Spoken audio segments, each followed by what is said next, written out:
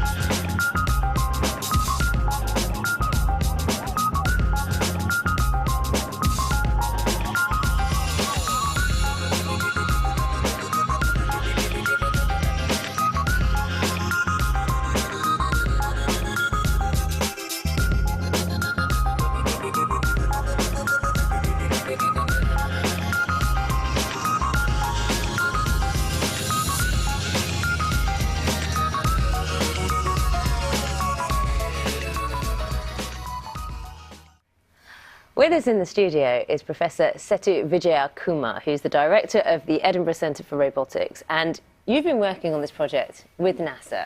And what we're seeing there, we were actually asking, are those real pictures or computer generated? And that's actually real. That robot was real. That's a real robot. It's a 170 centimeter tall robot, 125 kilograms. So I was asked to bring the robot into the studio today. Unfortunately, it was a bit of a transport problem. So I brought a miniature robot with me. So. Yeah, and we'll get this one going in just a moment. But what is it that the robot we saw a moment ago, what is it that can do, which is different from what robots have been able to do in the past? Yeah, so this is a collaboration with NASA, and the whole aim of that project is to create the dexterity, the agility, the manipulation capabilities on the robot that are very similar to humans. So we take things for granted, like walking, balancing, manipulation, and getting a robot to do that very precisely is very hard to do. We're seeing pictures of him or her. Her. Her, I Yes. apologise. Her name? Valkyrie. Of course. Is she the same weight as an average human?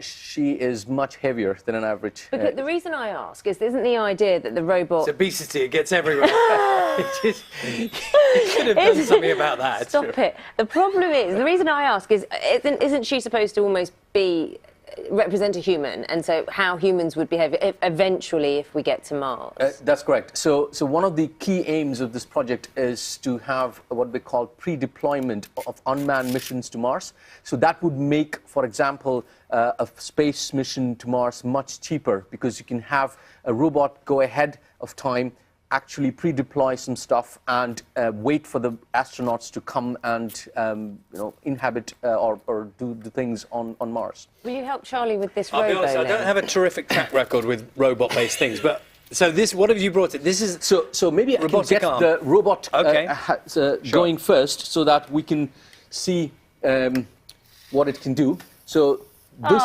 very polite. is a sort of miniature version of the humanoids that you saw here. Oh, Charlie, it's like your morning workout, Charlie. Yeah. He seems quite stable on his feet. It is. The difference between the robot that you saw, the VT, and here is that this one does not respond to being pushed around. It doesn't have any sensors. It's just doing an open loop thing. So if I, for example, push it, it wouldn't be able to recover from doing that. Whereas Valkyrie would.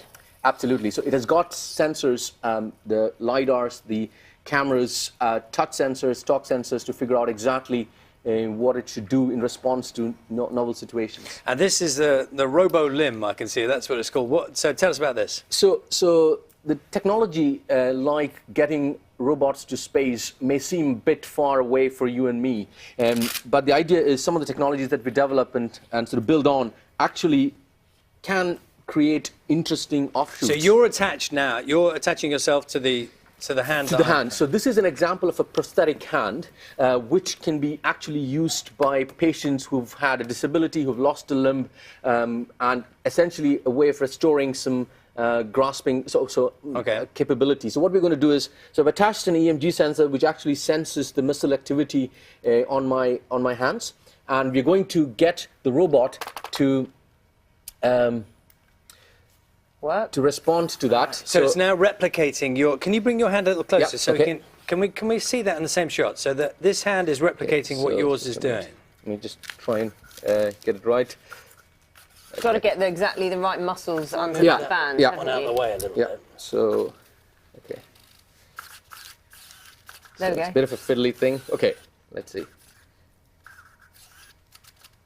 Sorry. Okay, bring your hand over Let, this let, me, let, me, let me try and sort the connection. Because the idea is that while you're doing that, I'll explain. So Yeah. while that's on your arm, Yeah. the muscles that move are going to be and move your hand. They will be that. They'll be that sending will some transmitted. muscle activity onto. So this is decoding the muscle activity, and the hand is actually, it has the smarts in there. So, for example, if Charlie can now try and grasp that bottle, wow, that's an open bottle. It's a big challenge. Okay, so if Yeah, we, it was Charlie's idea. and then we grasp that, Ooh. and Oh. you want to try and. So you're controlling how Yep. tight the grip is. The hand is actually deciding for itself based on the grip force. shall I I'm see if just I sending can- the open and close signals. See if I can tip some of them.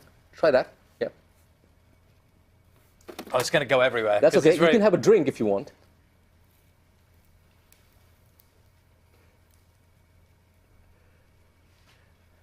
There you go. Okay, let's see if we Okay. can let it put it down. So you're Look at that. Amazing. That's pretty Wow. good.